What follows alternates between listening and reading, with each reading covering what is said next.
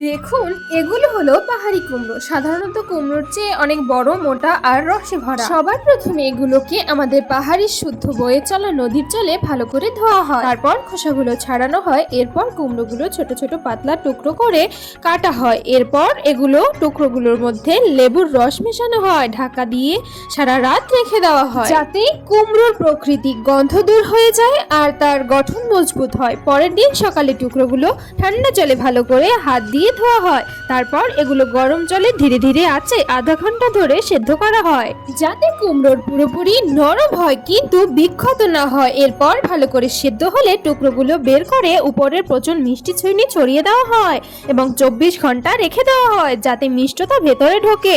এরপর কড়াইয়ে ধীরে আছে ভরা ভরা করে যতক্ষণ না পুরোপুরি ভালোভাবে শক্ত হয় ততক্ষণ পর্যন্ত রান্না করা হয়। দেখুন, তৈরি হয়ে গেল পাহাড়ি মোরব্বা। তো ভিডিওটা কেমন লাগলো অবশ্যই কমেন্টে জানাবেন আর আমার OMG3 চ্যানেলটি সাবস্ক্রাইব করতে ভুলবেন না বন্ধুরা।